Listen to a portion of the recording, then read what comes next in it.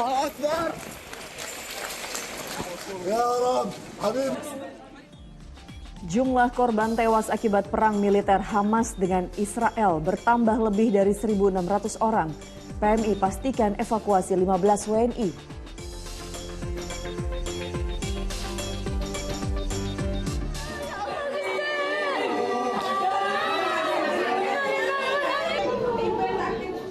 Diduga sakit hati, seorang pemuda nekat menghabisi nyawa tetangganya sendiri.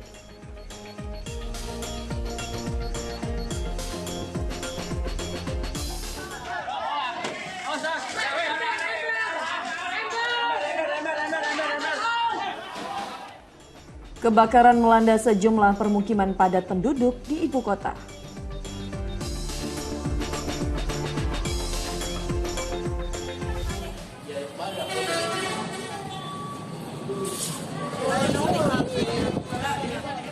Dua karyawan toko terperosok ke dalam sumur. Penyelamatan korban berlangsung sulit.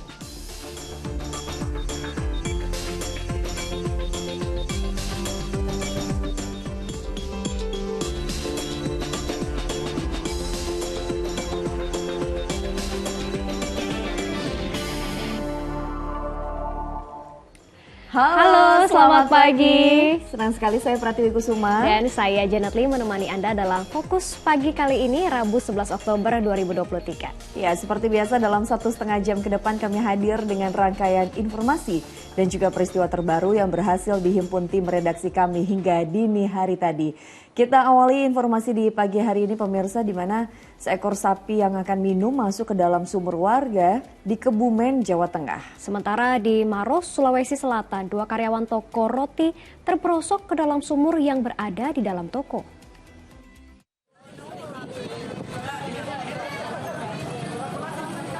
Inilah saat petugas pemadam kebakaran mengevakuasi dua pria yang terjatuh ke dalam sumur sedalam 8 meter di toko roti di Marusu, Kabupaten Maros, Sulawesi Selatan, Selasa sore. Keduanya langsung dilarikan ke rumah sakit karena tak sadarkan diri.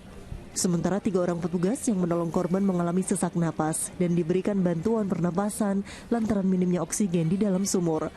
Peristiwa bermula ketika salah seorang korban memperbaiki sumur bor di toko tersebut. Saat hendak memasang gorong-gorong, material itu pecah sehingga korban terperosok ke dasar sumur. Melihat hal itu, teman korban berusaha menolong, namun malah membuatnya turut masuk ke dalam sumur selebar 80 cm itu. Keduanya terjebak selama 20 menit di dalam sumur dan tak sadarkan diri karena kekurangan oksigen. Ceritanya dia pasang itu gorong-gorong itu sampai terpleset itu sampai gorong-gorongnya pecah. Ya. Ke bawah itu tadi. Ada 2 orang. Pak yang di bawah itu sebenarnya takut, tapi karena membantu juga kehabisan napas, sesak juga. Sementara itu selama 45 menit petugas kebakaran berupaya mengeluarkan seekor sapi yang masuk ke dalam sumur warga di Desa Jogo Mertan, Kebumen, Jawa Tengah, Selasa sore. Sapi yang terperosok ke dalam sumur sedalam 5 meter diduga saat hendak minum dari tempat tersebut. Karena diameter sumur yang sempit, petugas menambah debit air agar dapat menarik sapi seberat 300 kg itu.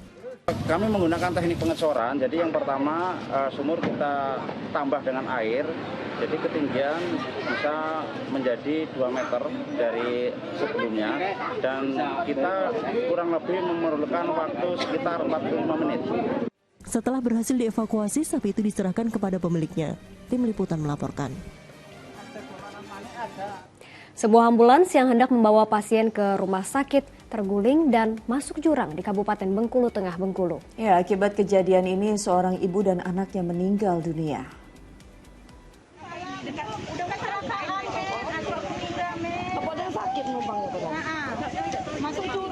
Video amatir warga merekam kejadian sesaat setelah sebuah ambulans yang membawa pasien terguling dan masuk jurang di Jalan Raya Bengkulu Kepahyang pada Selasa sore. Warga membantu evakuasi korban dari dalam ambulans termasuk pasien. Kecelakaan ini mengakibatkan pasien bernama Fatmawati berusia 71 tahun dan anaknya Mardani usia 41 tahun meninggal dunia.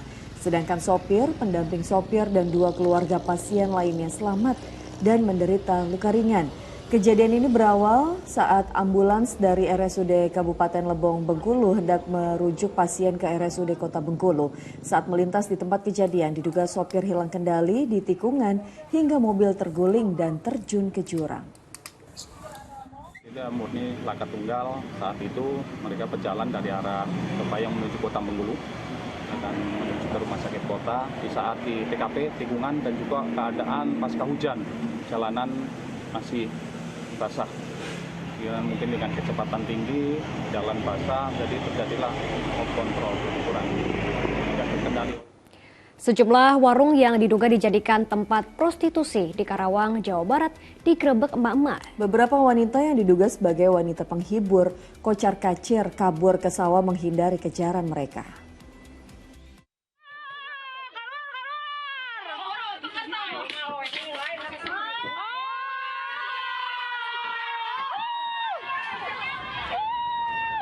Inilah video amatir saat puluhan mak-mak dari Majelis Taklim dan PKK di Dusun Sembang, Kabupaten Karawang, Jawa Barat, menggerebek belasan warung remang-remang yang ada di bantaran Kali Belendung pada Selasa siang. Penggerebekan yang dilakukan oleh mak-mak ini pun viral di media sosial. Mereka merasa terganggu dengan keberadaan warung remang-remang itu yang diduga dijadikan sebagai tempat prostitusi.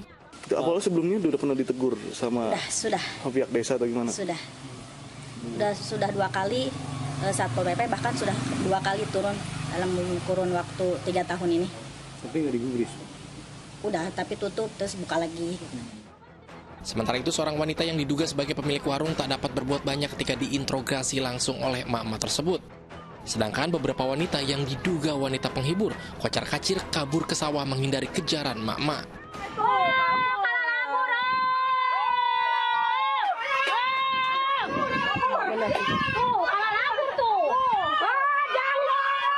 Ya ibu-ibu intinya kesal ke PL-PL-nya gitu Pak, ke perempuan-perempuannya. Intinya mau diusir lah, intinya gitu. Emang ini tempat apa nih Pak? Ini tempat prostitusi Pak. Para emak-emak ini kini berharap agar aparat keamanan dan pemerintah desa setempat bisa seutuhnya menutup warung remang-remang itu karena sudah sangat meresahkan warga sekitar. Syamsul Nursyah melaporkan dari Karawang, Jawa Barat. Pemirsa, kelompok remaja bermotor dan bersenjata tajam di Demak, Jawa Tengah terlibat kejar-kejaran dengan pemotor lainnya. Hal serupa juga terjadi di jalanan kota Makassar, Sulawesi Selatan. Anggota kelompok bermotor sadis menyerang 2 orang warga dengan anak panah busur dan parang.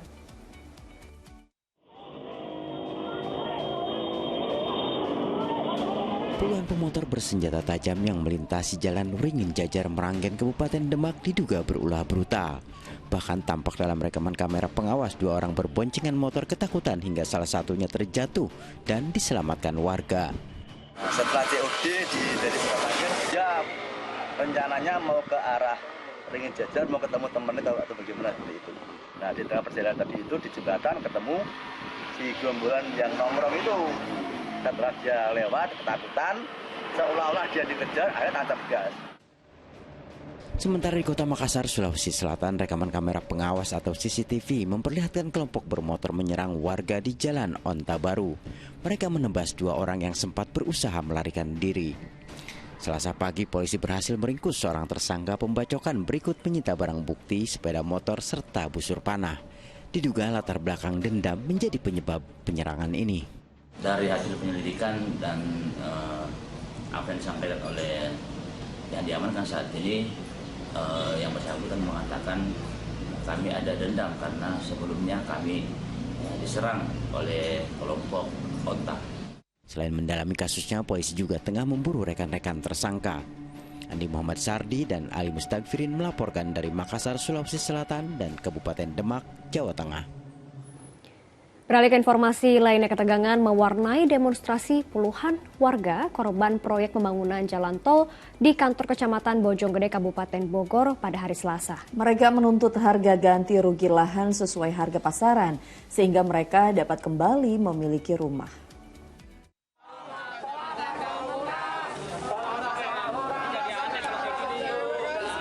Saling dorong mewarnai demonstrasi puluhan warga dengan aparat keamanan di kantor Kecamatan Bojonggede, Kabupaten Bogor, Selasa siang.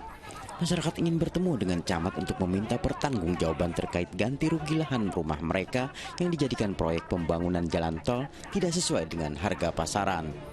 Upaya warga untuk merangsek masuk ke dalam kantor kecamatan diadang petugas sehingga memicu ketegangan.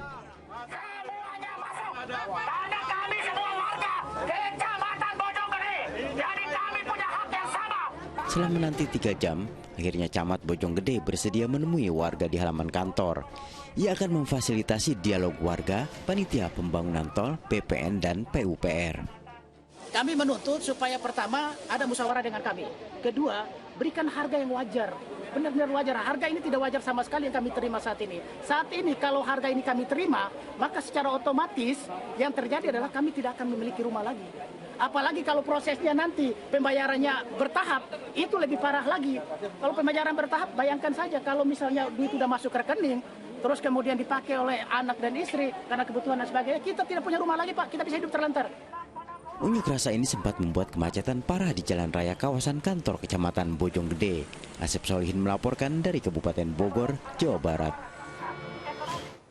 Pemirsa, belasan pelajar di sebuah SMA di Tanjung Pinang, Kepulauan Riau diduga kelelahan hingga meracau. Pihak sekolah pun memulangkan siswa lebih awal.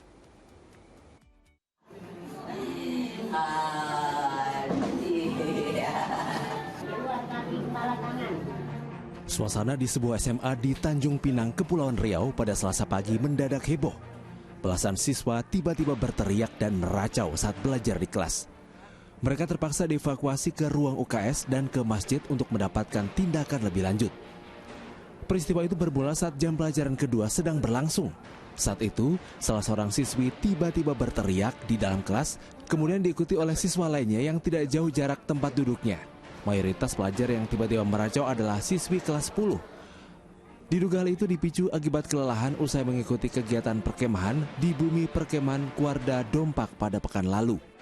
Maka mereka dipulangkan, dijemput sama orang tuanya. Kemudian mereka pulang istirahat. Nah hari ini mereka kan sekolah tuh, sekolah sedang belajar. Nah itulah mulai mekik satu, akhirnya menjalar ke teman-teman yang lain di kelas yang sama. Ada berapa siswa Pak yang... Ya saya tidak menghitung persis tapi belasan.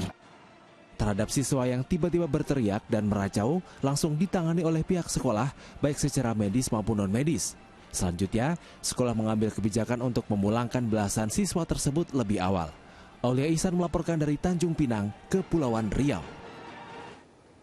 Pemirsa, kebakaran melanda sebuah rumah yang dijadikan tempat usaha penatu di kawasan Tanah Abang, Jakarta Pusat. Dan diduga api berasal dari ledakan tabung gas di tempat usaha tersebut. Sejumlah orang dilaporkan terluka. Sementara di Tambora, Jakarta Barat, kebakaran menimpa rumah berlantai 2 yang terletak di gang sempit.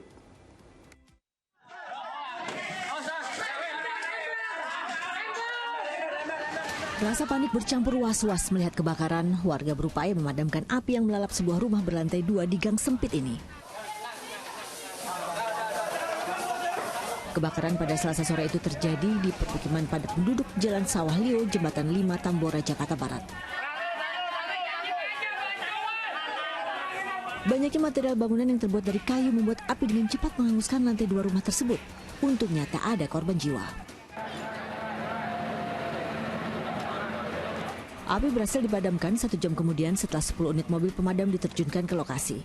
Diduga api berasal dari korsleting listrik dari salah satu ruangan di lantai 2 rumah. Yang kebakar di lantai 2 bisa diatasi dengan kurang lebih 10 unit. Ini ada awalnya dari kompor apa listrik Pak? Untuk ini penyelidikan nanti ditindaklanjuti, dikabarkan lagi. Allahu Akbar. Allahu Akbar. Warga di Jalan Kebon Pala 3, Tanah Abang, Jakarta Pusat juga berjibaku memadamkan api dengan alat seadanya agar kebakaran di sebuah tempat usaha penatu tersebut tidak meluas. Namun kencangnya tiupan angin pada Selasa sore serta banyaknya bahan yang mudah terbakar membuat api tak hanya melahap habis tempat usaha penatu tersebut, tapi juga merembet ke satu bangunan lain yang dijadikan beberapa petak kamar kontrakan. Penyebab kebakaran masih dalam penyelidikan polisi. Dugaan sementara, api berasal dari ledakan tabung gas pada tempat usaha penatu. Menurut Ketua RW, ada warga yang terluka dalam kejadian ini. Untuk saat ini 2 yang terluka, 1 korbannya itu yang terluka baru 1 orang, yang lainnya itu korban banyak korban dari segi materi. Berapa rumah kebakaran? Untuk dari rumahnya itu cuma 2 rumah yang terdampak, tapi di dalam 1 rumah itu ada beberapa kontrakan-kontrakan yang mengakibatkan banyak kepala keluarga yang terdampak. Api baru bisa dipadamkan setelah 8 unit mobil damkar diterjunkan ke lokasi. Tim Liputan melaporkan.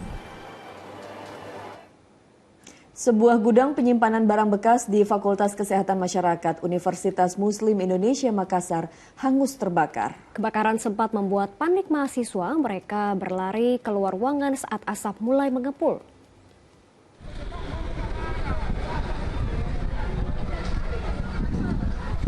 Kepulan asap hitam ini muncul dari sebuah gudang penyimpanan barang bekas Universitas Muslim Indonesia di Jalan Urip Sumiharjo, Makassar, Sulawesi Selatan pada hari Selasa. Api yang tiba-tiba berkobar membuat sejumlah mahasiswa panik keluar ruangan. Penyebab kebakaran pun kini masih diselidiki pihak kepolisian.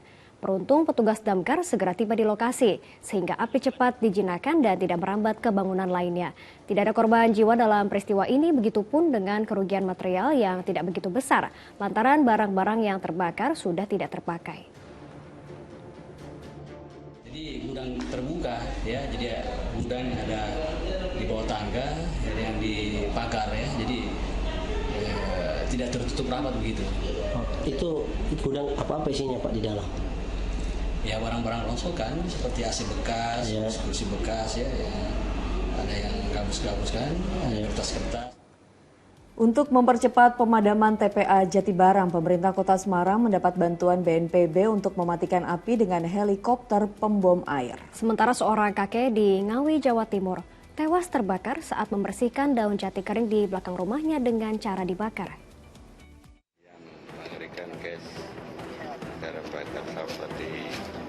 Terlihat dalam video amatir, warga menemukan tukiran warga desa Sirigan, Kecamatan Paron, Ngawi sudah menjadi mayat akibat terbakar di kebun jati belakang rumahnya Selasa sore.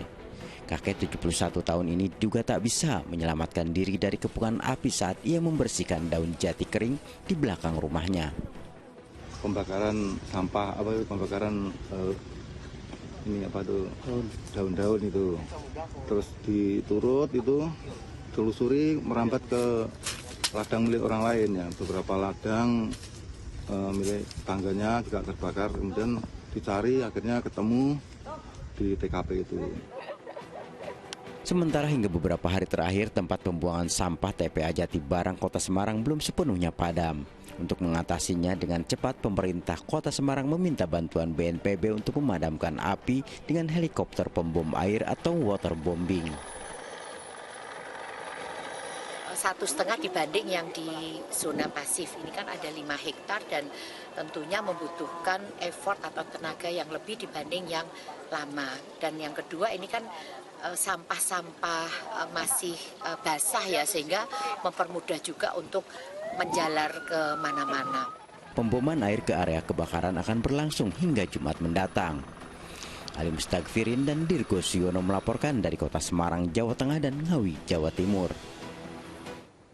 Sejumlah rumah sakit di Mojokerto, Jawa Timur sejak sepekan terakhir dipenuhi pasien anak yang rata-rata menderita ISPA dan demam tinggi. Ya, selain itu penderita ISPA di Kota Batam juga meningkat hingga ratusan orang dalam sehari. Kota Batam serta pulau di sekitar Kepri lainnya diselimuti kabut asap. Kondisi ini sudah terjadi hampir sepekan. Hingga Selasa sore, indeks standar pencemaran udara atau ISPU di Kota Batam sudah tidak sehat. Nilainya terus merangkak naik hingga mencapai angka 116. Meningkatnya ISPU di Kota Batam diduga disebabkan kebakaran hutan dan lahan yang terjadi di wilayah Sumatera yang terbawa angin ke arah Batam dan negara tetangga, Singapura dan Malaysia. Di mana polutan standar indeks atau PSI di negara tersebut berada pada angka di atas 100 atau tidak sehat. Sehingga Singapura tidak terlihat jelas lagi dari Batam akibat tertutup kabut asap tebal. Untuk kelompok rentan yang menderita penyakit asma, orang lansia, anak-anak usia di bawah 14 tahun, dan ibu hamil diminta agar lebih berhati-hati saat keluar rumah. Akibat kabut asap yang tebal dalam beberapa hari ini, kasus infeksi saluran pernafasan akut atau ISPA di Kota Batam meningkat 2 kali lipat. Angka harian ISPA mencapai 400 hingga 500 kasus. Nah, untuk bulan Oktober ini kita mencatat angka harian ISPU itu antara 400 dan 500. Artinya terjadi peningkatan ISPA 2 kali lipat dibanding 2 bulan sebelumnya. Sementara itu, pasien anak-anak memenuhi rumah sakit baik milik pemerintah maupun swasta di Kabupaten Mojokerto, Jawa Timur sejak sepekan terakhir. Di sebuah rumah sakit swasta pada Rabu siang, 22 tempat tidur untuk pasien anak-anak di rumah sakit terisi penuh. Padahal masih ada pasien anak yang berada di IGD dan menunggu kamar perawatan yang kosong. Rata-rata pasien anak-anak menderita infeksi saluran pernafasan akut atau ISPA. Sebelum dibawa ke rumah sakit, pasien anak ini mengalami gejala demam tinggi, batuk, pilek, dan susah tidur. Panas, batuk, pilek, kemungkinan radang tenggorokan. Sudah berapa hari dirawat? Dirawat mulai hari Minggu. Terus kondisinya saat ini? Alhamdulillah sudah mendingan. Bu, sebelum masuk ke rumah sakit, itu waktu di rumah gejalanya apa? Demam. Demamnya tidak turun selama 3 hari. Batuk, pilek. Sementara itu, pihak rumah sakit menyebutkan sejak bulan Agustus hingga awal Oktober, jumlah pasien anak yang dirawat karena menderita ISPA dan demam tinggi terus meningkat, hingga mencapai 800 lebih pasien. Penyakit yang diderita anak-anak tersebut akibat cuaca panas yang terjadi saat ini. Banyak anak-anak yang mengalami dehidrasi dan menyebabkan daya tahan tubuh mereka turun, sehingga rentan terserang berbagai penyakit. Kalau anak-anak yang dirawat di sana dari total 22 titik, itu kan sudah mulai berhitung. Jadi dalam artian dari bulan September sampai Oktober kamar kami selalu full untuk anak-anak. Rata-rata pasien anak itu satu hari hampir 10 sampai 11 pasien. Setelah mendapat perawatan 3-5 hari, kondisi pasien berangsur membaik. Selain pasien anak, rumah sakit juga banyak merawat pasien orang lansia. Akibat cuaca ekstrim di Mojokerto yang mencapai 38 derajat Celcius. Tim Liputan melaporkan. Di informasi lainnya pemirsa, hujan deras perdana disambut sukacita warga Cimahi, Jawa Barat yang dilanda kekeringan selama lebih dari 3 bulan. Kendati sejumlah ruas jalan terendam banjir, namun masyarakat bergembira karena hujan yang turun pada hari Selasa sebagai penanda mulai berakhirnya musim kemarau panjang.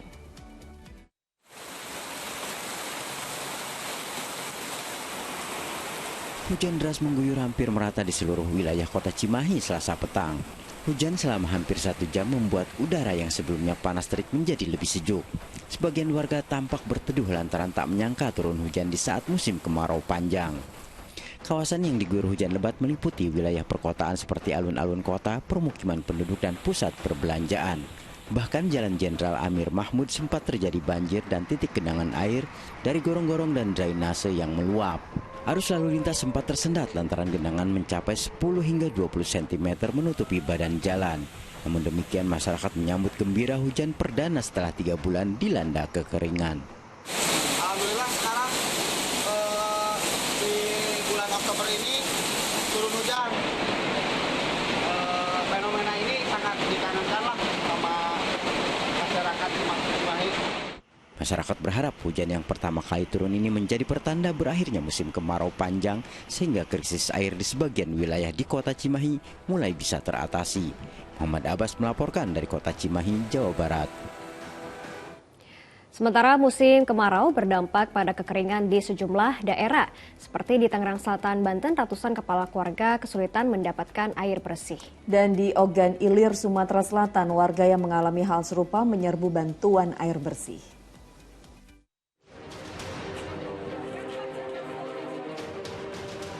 Sejumlah warga desa Palem Raya Indralaya Utara, Kabupaten Ogan Ilir, Sumatera Selatan menyerbu truk tangki pengangkut air bersih yang tiba di permukiman. Dampak musim kemarau mengakibatkan warga sulit mendapatkan air bersih sejak 1 bulan terakhir. Untuk memenuhi kebutuhan air bersih, warga membelinya dengan harga Rp2.000 untuk 1 galon. Sebenarnya aku semurkan itu kan di dalam rumah itu, nah jadi minum-minum nih, minum ke banyu ini. 2 hari tidak mandi, udah minta dengan ini. Tetangga, kalau ada berbagi, kalau tidak ya beli kali om banyu. Kawasan Ogan Ilir kini berstatus daerah operasi tanggap darurat kekeringan di Sumatera Selatan. Untuk mengatasi hal tersebut, Palang Merah Indonesia cabang Ogan Ilir menyalurkan bantuan air bersih sebanyak 10.000 hingga 20.000 liter setiap harinya. Kita dalam satu hari itu rata-rata di angka 2 rit atau 10.000 liter, tetapi kadangkala kita dalam satu hari itu bisa mencapai 20.000 liter.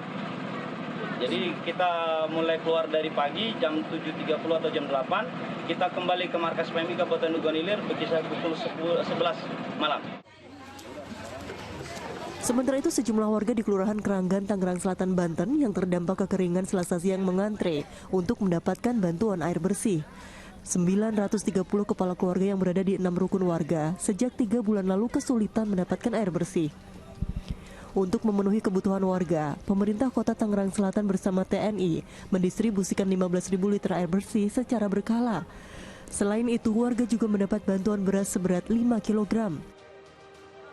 Rencananya di kawasan tersebut juga akan dibangun tempat penampungan air serta sumur resapan untuk mengantisipasi kekeringan air yang berkepanjangan. Tim Liputan melaporkan.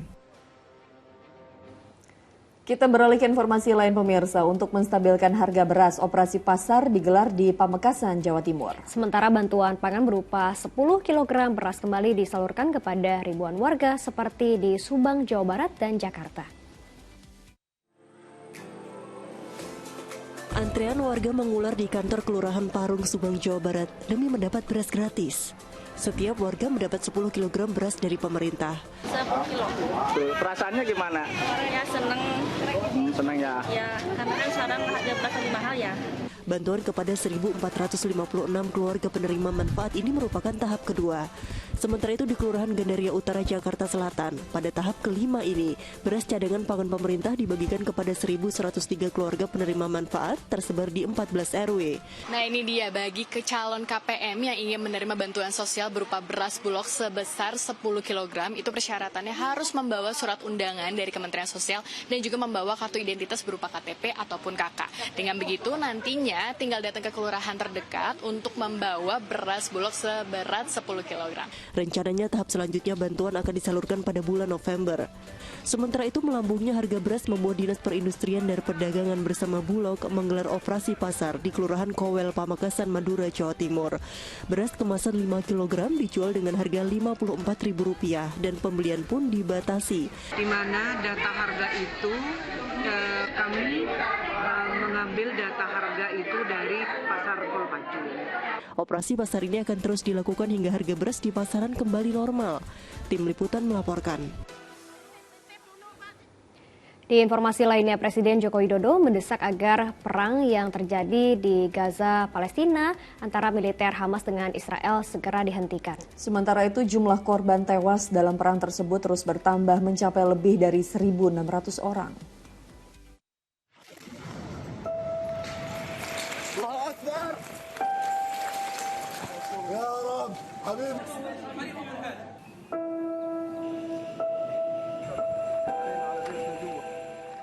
Korban tewas akibat perang antara Israel dengan militer Hamas di jalur Gaza, Palestina terus bertambah. Pada Selasa waktu setempat, korban tewas mencapai lebih dari 1.600 orang dari kedua belah pihak. 830 orang diantaranya merupakan warga Palestina. Sementara itu, Presiden Joko Widodo mendesak agar perang yang terjadi di Gaza, Palestina segera dihentikan untuk menghindari bertambahnya korban jiwa. Presiden pun meminta Kementerian Luar Negeri untuk segera bertindak melindungi WNI yang berada di wilayah konflik, serta mendukung penyelesaian konflik Palestina dan Israel sesuai parameter PBB. Indonesia mendesak agar perang dan tindakan kekerasan segera dihentikan untuk menghindari semakin bertambahnya korban manusia dan hancurnya harta benda. Karena eskalasi konflik dapat menimbulkan dampak kemanusiaan yang lebih besar. Saya minta Menteri Luar Negeri dan jajaran kementerian terkait segera mengambil tindakan cepat untuk melindungi WNI yang berada di wilayah konflik. Di tengah konflik yang memanas itu, sedikitnya ada 15 orang WNI yang terjebak di Gaza. Ketua Palang Merah Indonesia Yusuf Kala menyebut saat ini bersama Palang Merah Internasional serta Bulan Sabit Internasional tengah berusaha mengeluarkan WNI dari jalur Gaza bersama warga negara asing lainnya. Meski begitu, upaya evakuasi yang akan dilakukan PMI tidak akan mudah karena akses menuju Gaza yang sangat terbatas. Tim Liputan melaporkan. Diduga sakit hati, seorang pemuda nekat menghabisi nyawa tetangganya sendiri. Informasi selengkapnya akan disampaikan Janet Lee usai jeda. Tetaplah bersama kami di Fokus Pagi.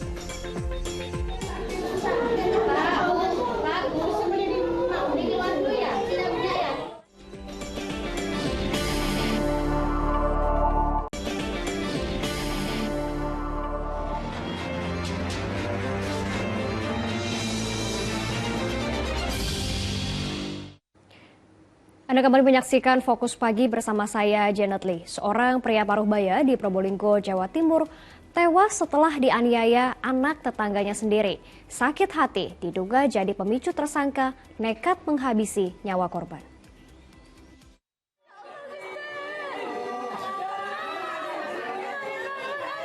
Isak tangis keluarga langsung pecah saat pria berusia 59 tahun ini menghembuskan nafas terakhirnya di sebuah klinik dokter di Banyuanyar, Probolinggo, Jawa Timur. Nyawa korban tak terselamatkan akibat sejumlah luka tusukan senjata tajam di bagian kepala, dada, dan perut. Untuk kepentingan penyelidikan dan otopsi, polisi langsung membawa jasad korban ke Rumah Sakit Umum Daerah Waluyo Jati, Keraksaan. Polisi yang menangani kasusnya langsung memeriksa sejumlah saksi dan olah TKP di kawasan Liprak Kidul untuk mengungkap kasus kematian korban. Tak berselang lama polisi juga meringkus tersangka yakni seorang tetangga korban sendiri. Polisi memeriksa intensif pria berusia 23 tahun itu secara tertutup. Dugaan sementara pemicu kejadian ini akibat pemuda itu sakit hati terhadap korban. Pengakuan sementara dari pelaku, dia sakit hati pada tersangka sehingga kepada korban. Pelaku mencegat di lorong menuju rumahnya sehingga berhasil melukai korban dan korban terjatuh karena lukanya meninggal. Polisi masih mendalami pemeriksaan terhadap tersangka dan sejumlah saksi menyusul adanya rumor terkait pencabulan. Dan Diari Gafur melaporkan dari Probolinggo, Jawa Timur. Seorang pria di Kabupaten Bandung, Jawa Barat, tega membunuh kekasihnya sendiri lantaran ajakan menikahnya ditolak korban. Pria ini hanya bisa tertunduk saat digiring petugas Satreskrim Polresta Bandung pada hari Selasa. Ia merupakan pembunuh seorang wanita buruh pabrik yang jasadnya ditemukan di tengah hutan Bukit Japura, Kecamatan Cicalengka, Kabupaten Bandung. Dari hasil pemeriksaan terungkap pembunuhan terjadi karena korban menolak diajak menikah oleh tersangka. Pria berusia 32 tahun itu lalu merencanakan aksi jahatnya dengan mengajak korban ke sebuah hutan pada 21 September lalu. Pelaku lantas mencekik dan memukuli sang kekasih hingga tewas. Kemudian jasadnya ditutupi dedaunan. 1 unit ponsel dan uang Rp150.000 milik korban turut dibawa pelaku. Atas perbuatannya, tersangka yang berprofesi sebagai buruh pabrik ini dijerat pasal 340 tentang pembunuhan berencana. Karena tersangka mengajak nikah si korban tidak mau dikarenakan dengan alasan anak daripada korban masih belum bisa menerima ayah baru. Kemudian tersangka berniat untuk melakukan pembunuhan sejak 2 hari sebelum dieksekusinya korban. Seorang pria menikam sekretaris desa hingga akhirnya korban tewas. Polisi masih menelusuri motif pasti penganiayaan berujung kematian tersebut. Polisi menggelandang seorang pria yang menghabisi tetangganya, seorang sekretaris desa baru Kecamatan Luyo, Polewali Mandar, Sulawesi Barat. Peristiwa itu terjadi saat keduanya sempat kejar-kejaran di jalan, hingga akhirnya tersangka menikam sekdes dengan badik. Korban pun akhirnya tewas. Belum diketahui pemicu insiden berdarah itu, namun dugaan sementara tersangka cemburu, menduga istrinya menjalin asmara dengan korban. Mengamankan pelaku, inisial dari pelaku ini berinisial RS, sedangkan korban berinisial A. Mata luka itu berada di dada. Polisi mengamankan barang bukti badik. Tersangka masih menjalani pemeriksaan intensif di Polres Polewali Mandar. Edi Junaidi melaporkan dari Polewali Mandar, Sulawesi Barat.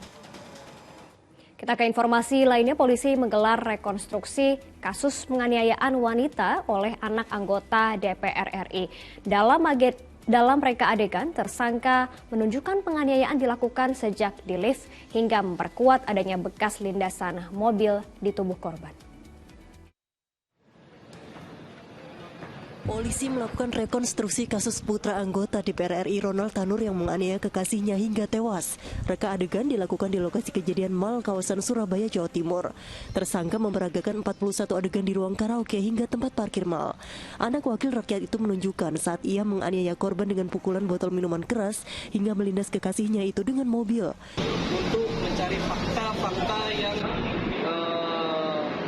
sesuai kejadian yang dialami oleh tersangka dan diduga alat bukti lain juga petunjuk dari CCTV yang ada di tempat kejadian. Rekonstruksi berlanjut hingga ke apartemen milik tersangka.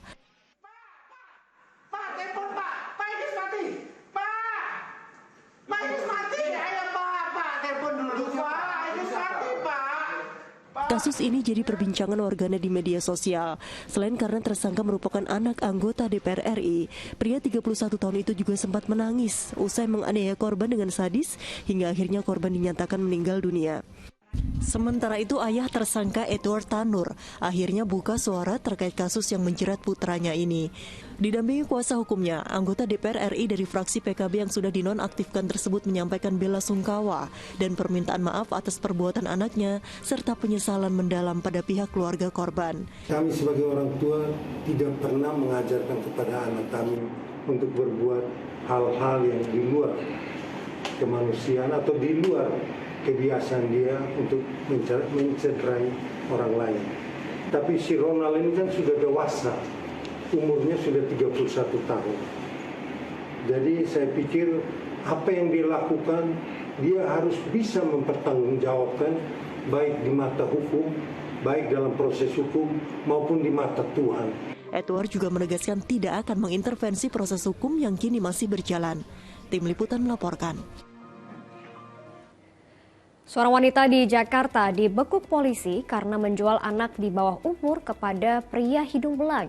Kasus ini terungkap setelah orang tua korban melihat video anaknya bersama pria warga negara asing di sebuah situs web porno. Wanita berusia 30 tahun ini telah 2 kali menjual seorang anak di bawah umur kepada pria hidung belang yakni pada Januari 2022 dan Juni 2022. Korban yang berusia 17 tahun dijual kepada seorang pria warga negara asing yang lantas merekam aktivitas seksual keduanya. Video itu kemudian tersebar di dunia maya dan diketahui orang tua korban yang lantas melapor kepada polisi.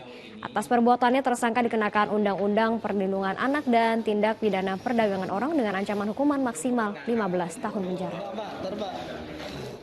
Peristiwa ini diketahui oleh keluarga korban, yakni keluarga korban mendapatkan informasi dari teman-teman korban bahwa ada video porno yang tersebar di salah satu website pornografi. Berpura-pura menjadi petugas PLN, sepasang muda-mudi mencuri ponsel di rumah warga di Depok, Jawa Barat. Selain itu, 2 sejoli terekam CCTV beraksi mencuri sepeda motor di Lagoa Koja, Jakarta Utara.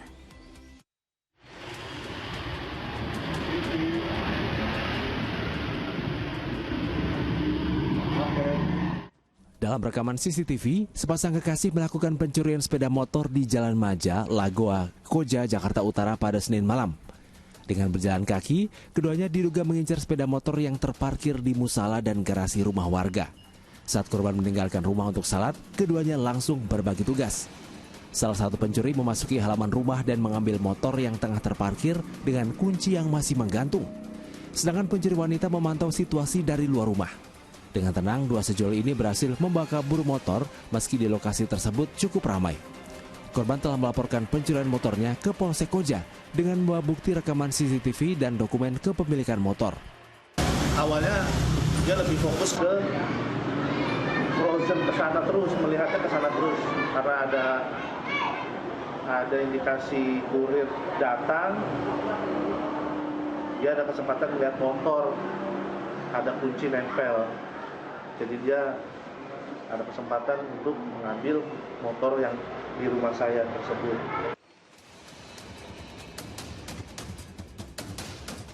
Dari Depok, Jawa Barat, rekaman CCTV juga memperlihatkan kejadian saat sepasang muda-mudi datang berboncengan menggunakan motor.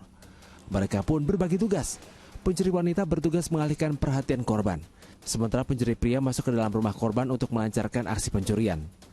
Modus sejoli ini memberikan formulir kepada korban, kemudian korban diminta mengisi kertas tersebut. Salah satu pelaku meminta korban mengisi kertas formulir tersebut. Satu pelaku lain masuk ke dalam rumah korban dan membawa kabur ponsel serta kartu ATM milik korban.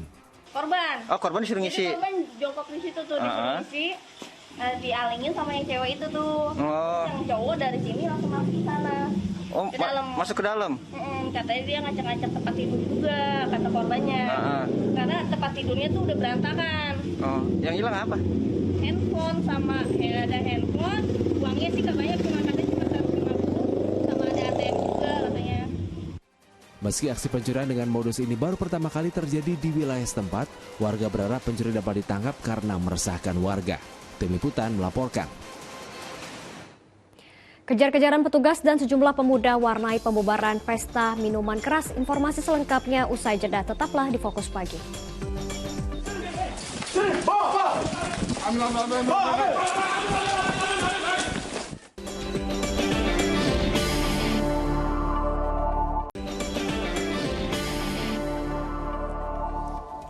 Anda kembali menyaksikan Fokus Pagi bersama saya Pratiwi Kusuma. Kini kita lanjutkan informasi di pagi hari ini.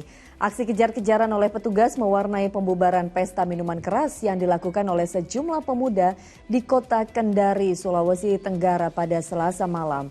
Tidak terima dibubarkan, para pemuda tersebut melawan polisi.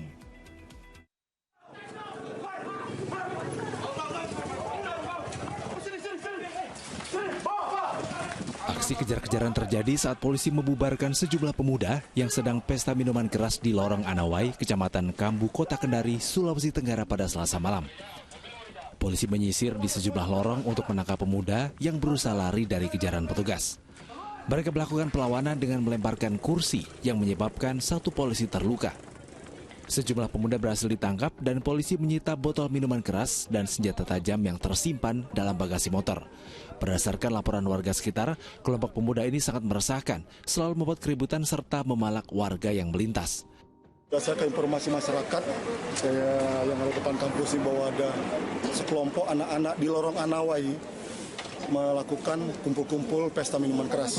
Nah, ketika dibubarkan, mereka melakukan perlawanan. Akhirnya komandan pasukan yang dari sini melaporkan kepada saya turun. Saya langsung tangkap mereka ini, sudah sekitar 8 orang kita amankan. Setelah ditangkap, kelompok pemuda ini digiring ke Mako Polresta Kendari untuk menjalani pemeriksaan lebih lanjut. Alga Salim Mahfud melaporkan dari Kota Kendari, Sulawesi Tenggara. Belasan orang diduga mengalami keracunan massal usai menyantap jajanan sate kulit sapi yang dibeli di Pasar Bojongloa, Kabupaten Garut, Jawa Barat. 2 diantaranya meninggal dunia.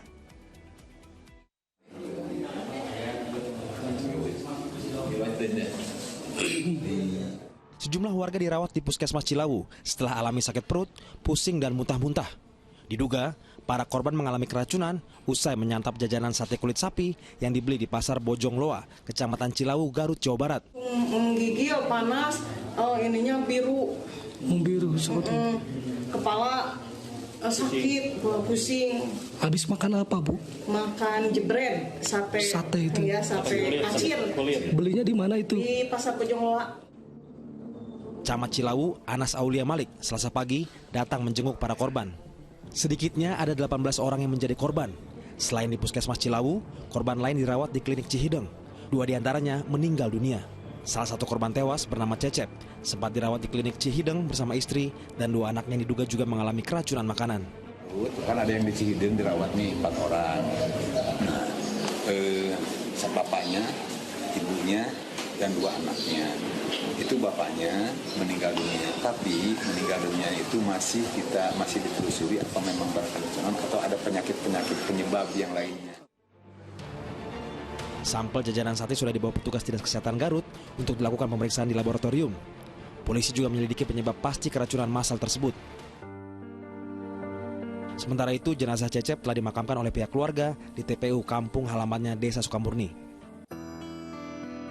Satu lagi korban tewas atas nama Mimin. Isak tangis keluarga tak terbendung saat jasad lelaki 60 tahun itu disemayamkan di masjid dekat rumahnya, Desa Kersamaju, Kabupaten Tasikmalaya.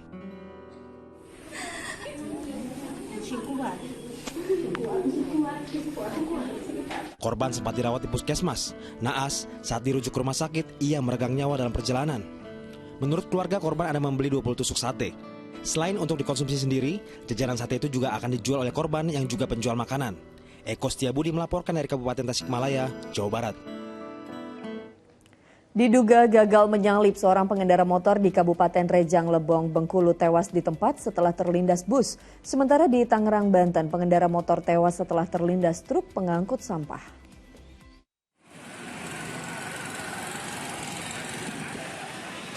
Warga berkerumun di dekat jasad seorang laki-laki yang tergeletak di Jalan Gatot Subroto, Sepatan Timur, Kabupaten Tangerang, Banten, Selasa siang. Lelaki itu tewas dengan kondisi mengenaskan. Korban yang berkendara motor seorang diri diduga gagal menyalip sepeda motor di depannya hingga oleng dan terjatuh. Naas, dari arah berlawanan muncul sebuah truk pengangkut sampah dan seketika melindas tubuh korban. Nyalip. Kalau Bapak dengan korban, kalau Bapak dari arah mana dan korban dari arah mana? Ibu ya. Ibu ke kanan. Petugas yang datang ke lokasi langsung mengevakuasi jasad korban yang identitasnya belum diketahui dan kendaraannya. Sementara sopir dan kernet truk diamankan ke kantor polisi guna pemeriksaan lebih lanjut. Lagi-lagi diduga akibat gagal menyalip, seorang pengendara motor tewas di tempat setelah motornya terjatuh dan masuk kolong bus antar kota antar provinsi di Jalan Lintas Bengkulu Lubuk Linggau, Kabupaten Rejang Lebong, Bengkulu, Selasa pagi. Tragis, seketika tubuh korban terlindas bus tersebut. Peristiwa berawal saat korban yang bekerja sebagai tukang ojek sayur itu hendak menyalip mobil di depannya. Naas, di saat bersamaan melaju bus dari arah berlawanan hingga kecelakaan maut pun terjadi.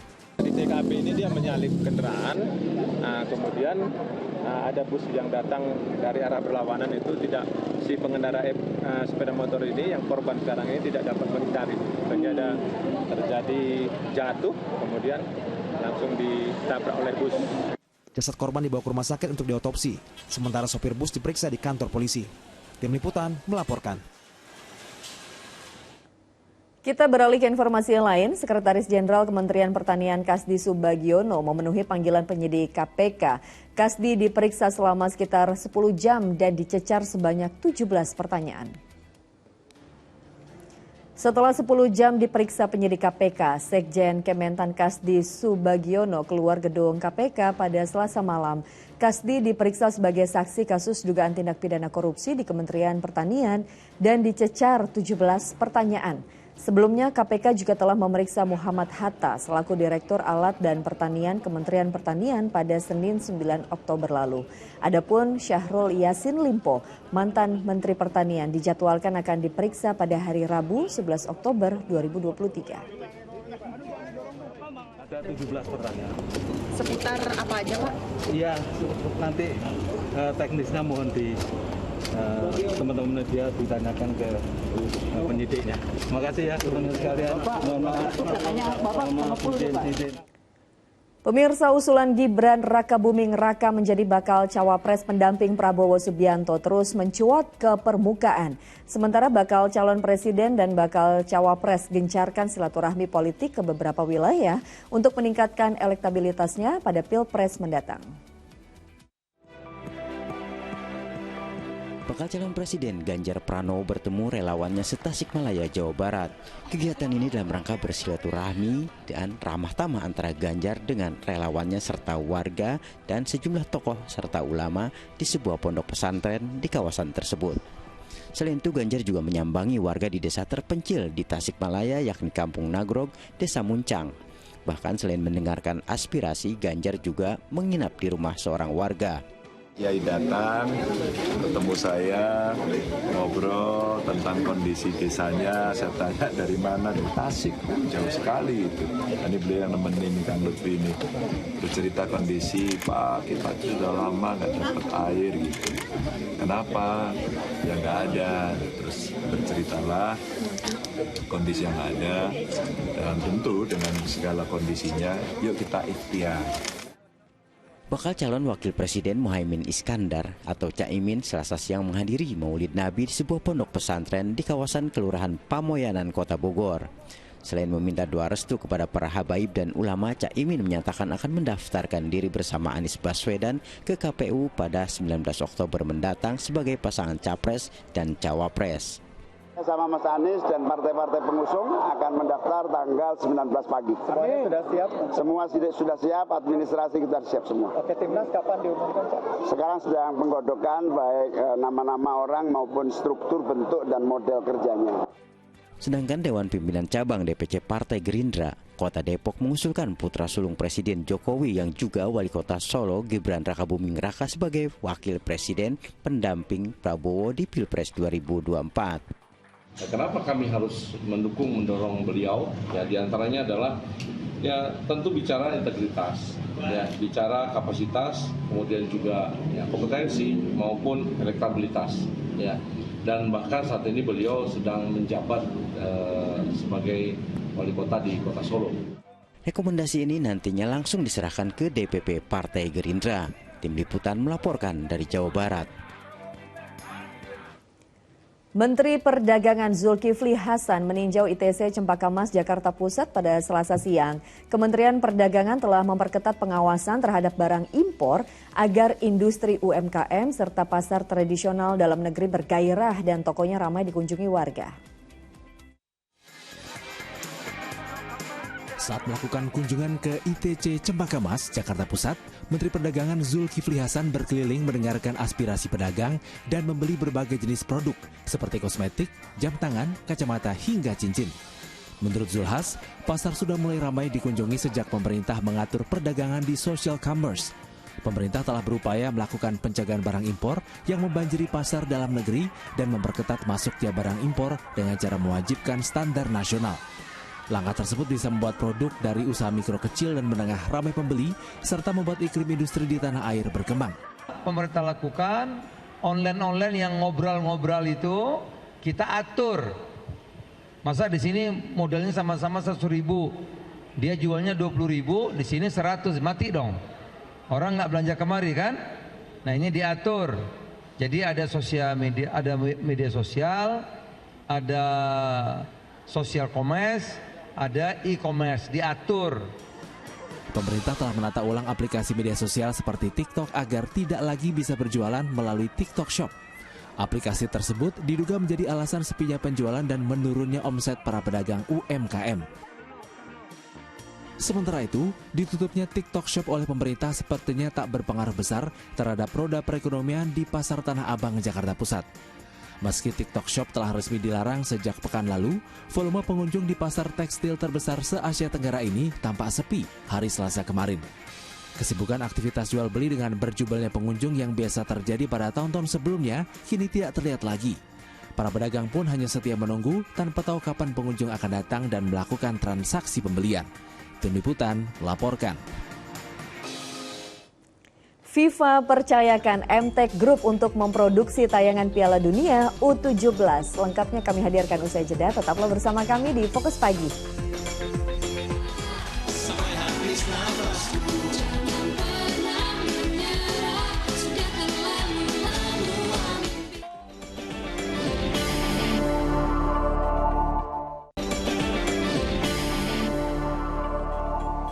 Anda kembali menyaksikan Fokus Pagi bersama saya Pratiwi Kusuma. Dan saya Janet Lee. Kita mulai dari berita terkait akibat jembatan gantung yang akan ambruk. Sebuah mobil tersangkut di jembatan tersebut, bahkan mobil nyaris jatuh ke sungai.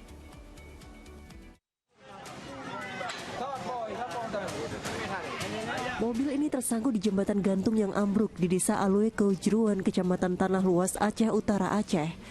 Dari 3 mobil, tinggal 1 minibus ini yang belum dievakuasi.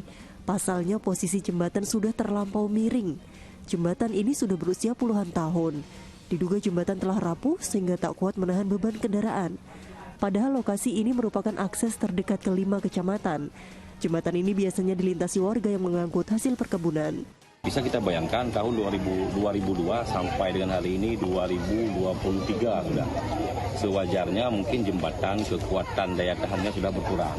Sehingga karena setiap hari dilalui oleh ribuan orang, bahkan ratusan mobil yang melalui. Mungkin hari ini karena faktor kondisi tuanya jembatan sehingga terjadi seperti ini. Masyarakat diimbau memilih jalan alternatif lain. Mereka berharap segera ada pembuatan jembatan yang baru. Ramadan melaporkan dari Aceh Utara, Aceh. Pemirsa, kebakaran terjadi di sebuah ruko yang menjadi gudang penyimpanan kabel di Jember, Jawa Timur. Sementara di Kabupaten Muna, Sulawesi Tenggara, sebuah pasar terbakar hebat dan melahap puluhan kios.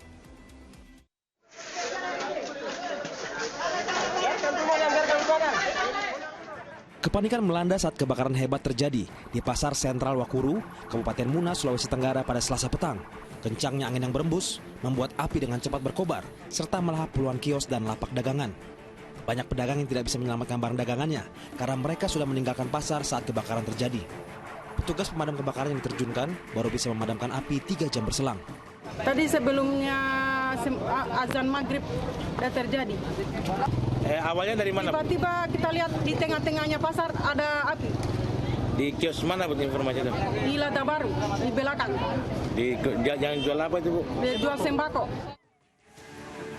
Tidak ada korban jiwa dalam peristiwa ini, namun kerugian ditaksir mencapai miliaran rupiah. Kebakaran ini masih dalam penyelidikan polisi guna memastikan penyebab pasti pemicu api.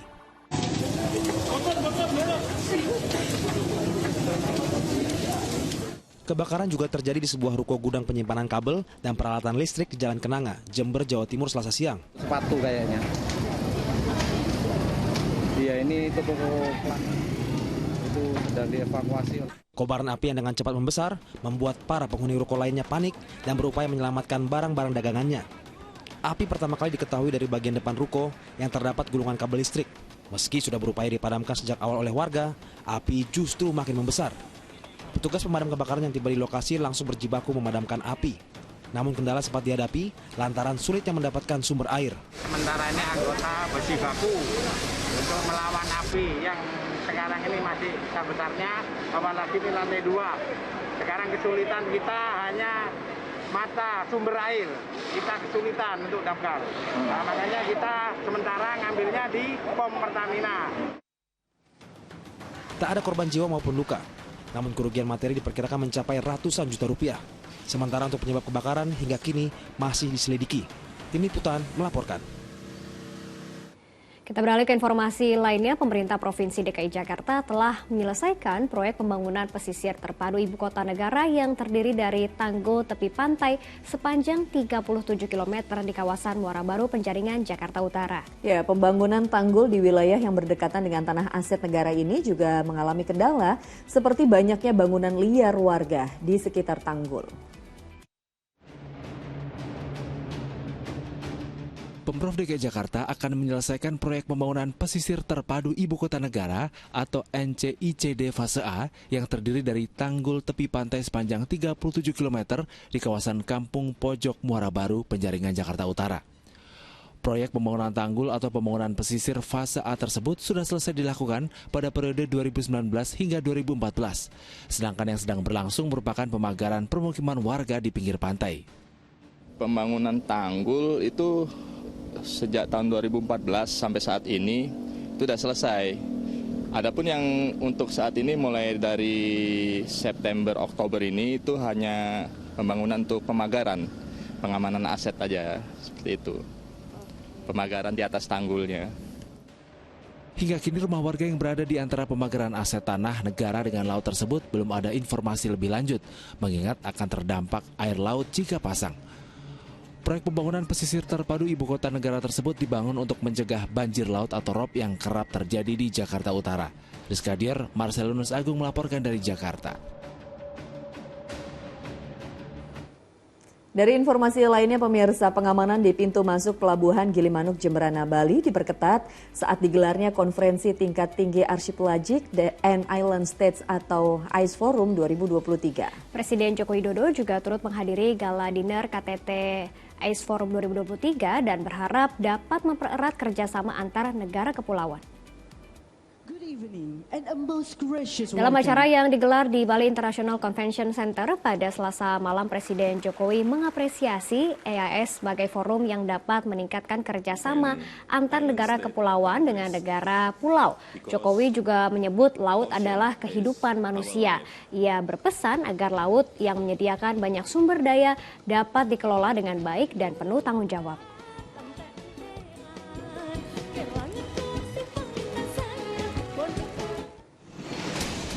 Sementara itu, pengamanan di pintu masuk Pelabuhan Gilimanuk Jemberana, Bali pada Selasa siang diperketat saat digelarnya konferensi tingkat tinggi AIS Forum 2023. Anjing pelacak juga dilibatkan dalam proses pemeriksaan kendaraan, orang, dan barang yang hendak masuk Bali. Selain itu, Mabes Polri juga memasang kamera pemindai wajah untuk mengidentifikasi orang yang mencurigakan. Hal ini dilakukan untuk lebih mengintensifkan pengamanan di Pelabuhan Gilimanuk.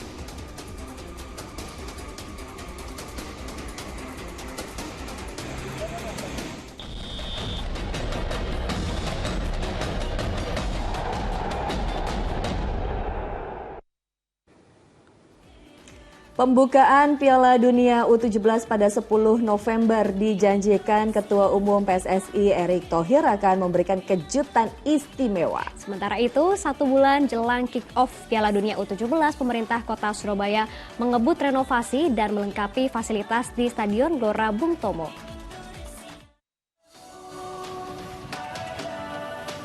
Sebagai salah satu arena pertandingan Piala Dunia U17 2023, Stadion Gelora Bung Tomo, Surabaya, Jawa Timur terus dibenahi.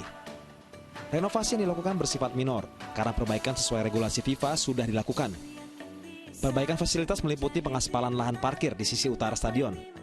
Lahan parkir ini akan menampung 1.300 kendaraan roda 4. Selain itu, akan ada pengecatan ulang di seluruh Stadion Gelora Bung Tomo. Lalu penataan taman dengan penambahan sejumlah pohon di sekitar stadion.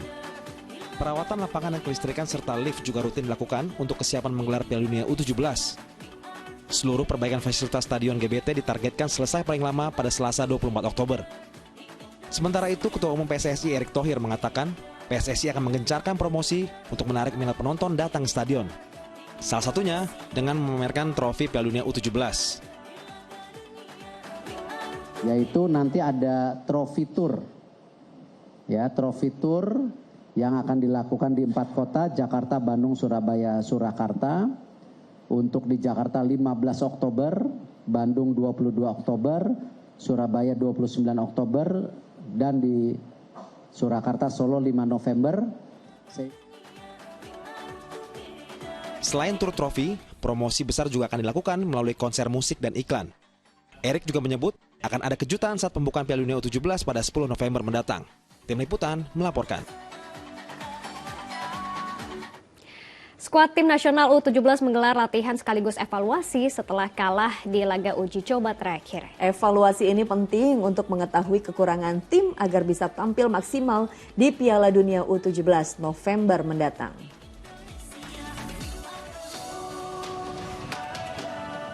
Usai kalah 0-3 saat uji coba melawan Eintracht Frankfurt U19 pada Minggu siang, tim asuhan Bima Sakti langsung menggelar latihan sehari berselang Senin pagi.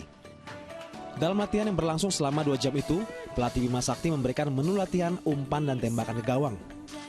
Latihan kali ini dilakukan guna memaksimalkan akurasi di depan gawang lawan. Ini sekaligus jadi evaluasi usai uji coba.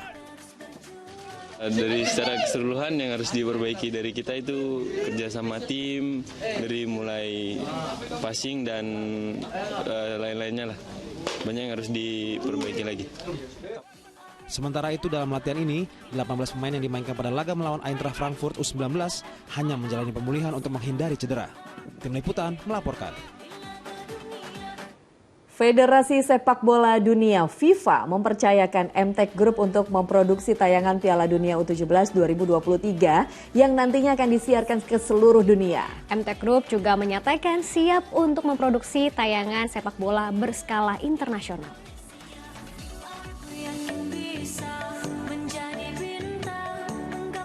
Konser Histeria Pesta Bola Dunia 2023 digelar sebagai rangkaian untuk memeriahkan ajang Piala Dunia U17 yang akan dihelat kurang dari 30 hari lagi. Pada kesempatan ini, Ketua Umum PSSI Erick Thohir mengucapkan selamat kepada MTech Group karena selain menjadi pemegang hak siar, MTech Group juga dipercaya untuk memproduksi sendiri tayangan Piala Dunia U17. Saluran penyiaran di bawah MTech Group dinilai memiliki kualitas penayangan yang baik, sehingga dipercaya FIFA untuk memproduksi tayangan yang nantinya akan disiarkan ke negara lain. Dari FIFA mempercayakan produksinya pun di grup MTech untuk disiarkan ke seluruh dunia. Jadi artinya apa? Selamat grup MTech punya kualitas produksi yang mumpuni. Jadi ini kita buktikan bahwa kita bisa produksi ya pertandingan-pertandingan sepak bola kelas dunia. MTech Group sendiri juga telah memulai persiapan yang panjang guna memastikan kualitas penayangan terbaik di Piala Dunia U17 nanti.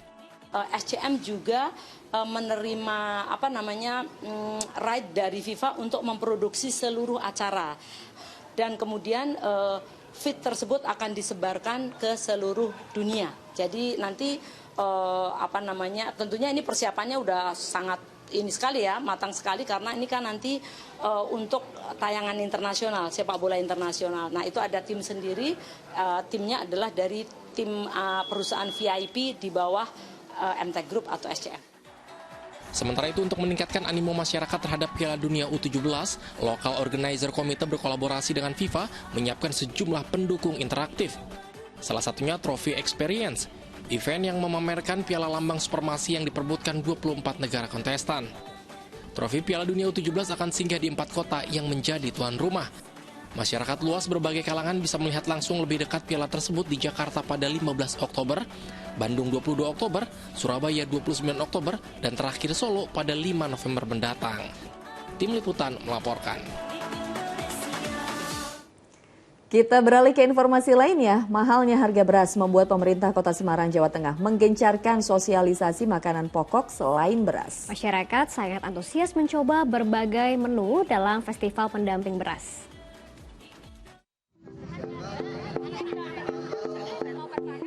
Sejumlah masakan olahan dari bahan pangan alternatif seperti singkong, porang, jagung, sukun, talas, dan sorghum disajikan dalam festival pendamping beras yang digelar di Jalan Pahlawan, Semarang, Jawa Tengah. Salah satunya ada hotdog dan hamburger yang rotinya berbahan dasar tepung sorghum.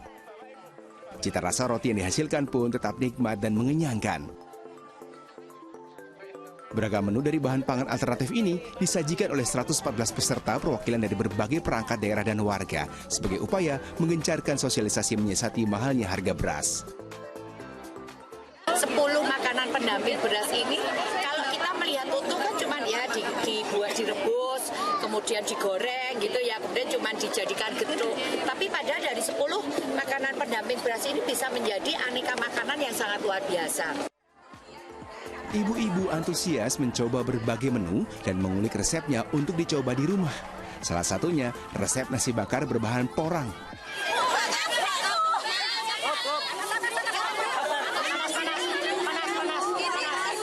Nasi bakar porang ya? Ya. Kenapa pilih nasi bakar porang ini, Bu? Karena bergizi. Di rumah sudah menerapkan juga belum? Belum. Kenapa kok belum? Mencoba.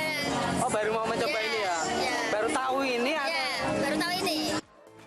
Festival ini sekaligus untuk mendukung diversifikasi pangan agar tidak bergantung pada satu jenis bahan pangan, yakni beras. Ali Mustakfirin melaporkan dari Kota Semarang, Jawa Tengah. Dan pemirsa, laporan tadi menutup kebersamaan kita dalam Fokus Pagi hari ini. Dan usai Fokus Pagi jangan lewatkan untuk menyaksikan program Magic 5. Mewakili tim redaksi dan kerabat kerja yang bertugas, saya Pratiwi Kusuma. Dan saya Janet Lee, pamit undur diri, sampai jumpa.